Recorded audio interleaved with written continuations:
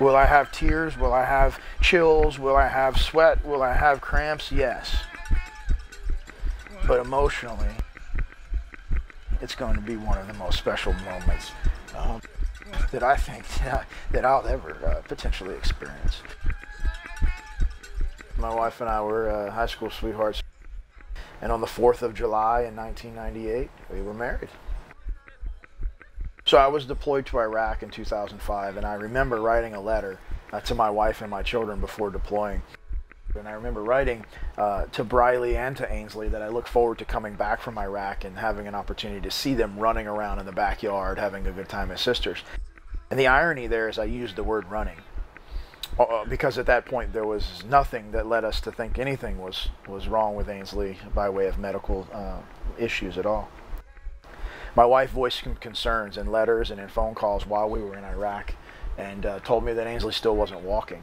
24 months is what it took to finally get a diagnosis. Infantile neuroaxonal dystrophy, we call it INAD.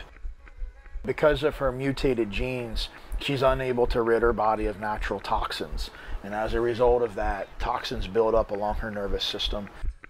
They attack that system to the point where functions that she used to have, she loses over time. It is terminal progressive. It's going to kill her, and it's horrible, but it's the reality of it.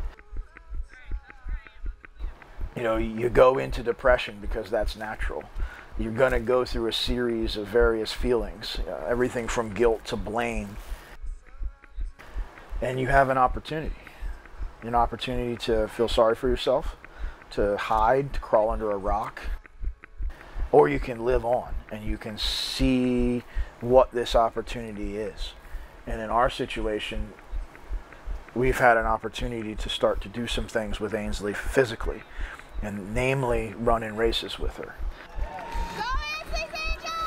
When we first had Ainsley enjoy the act of running in 2008, the wind from the Virginia Beach oceanfront blew in her hair and her face lit up, and we knew at that time that running meant something to her. These opportunities to run, in Ainsley's words, is an opportunity for her to be active, an opportunity for her to be included, an opportunity for her to not be stuck on the sidelines watching her brother play hockey or her sister do amazing things academically.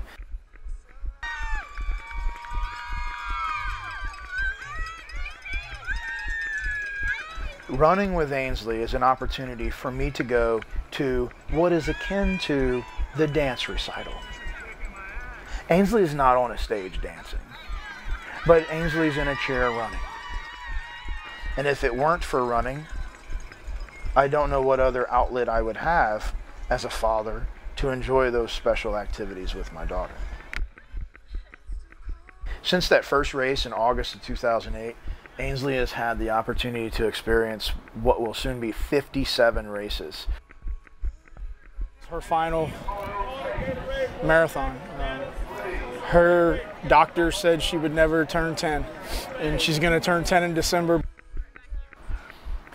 I'll sit here today and tell you there's no question in my mind. 26.2 miles without Ainsley?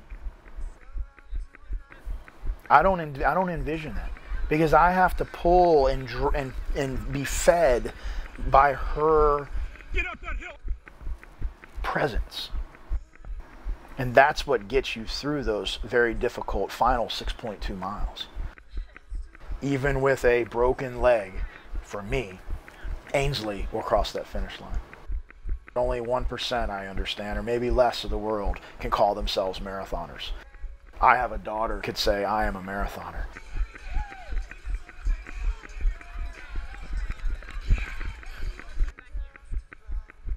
Lieutenant, I introduce Ainsley Rossiter. I request that you put that medal on her neck. She's completed a marathon. She's earned it yet again. Rooster! You did it. Congratulations. You did it, sweetheart. You did it.